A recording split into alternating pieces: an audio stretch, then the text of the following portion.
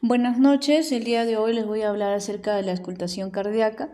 La auscultación cardíaca es una técnica fundamental para poder evaluar el funcionamiento del corazón y sus válvulas, también el flujo sanguíneo, donde utilizamos el estetoscopio para poder captar los diferentes ruidos y tonos cardíacos.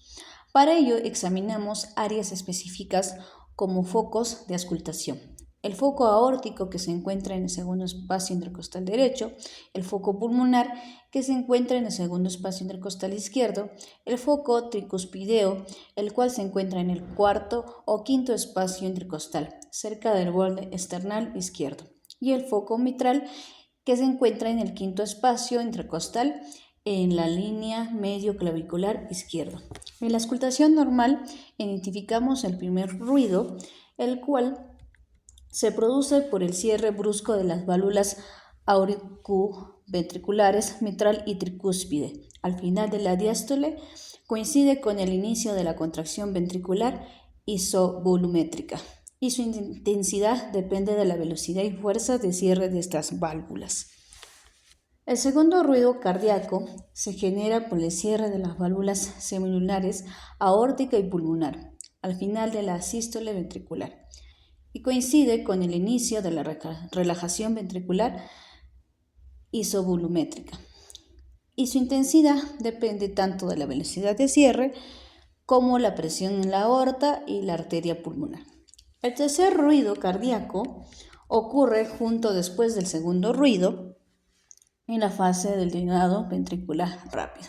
Se produce por la vibración de la pared ventricular que se vuelve menos distensible y puede aparecer en situaciones de sobrecarga de volumen como en una insuficiencia mitral o cardíaca. Y por último sería lo que es el cuarto ruido cardíaco, que se escucha justo antes del primer ruido, al final de la diástole, se genera por la vibración de la pared ventricular rígida durante la contracción auricular. Suele indicar una sobrecarga de presión en el ventrículo como en hipertensión arterial o estenosis aórtica. Ahora también cabe recalcar que las personas que tengan algún problema cardíaco, ya sea un fallo cardíaco, un ataque cardíaco, va a hacer que sus ruidos cardíacos puedan cambiar de cierta manera y se pueden volver anormales.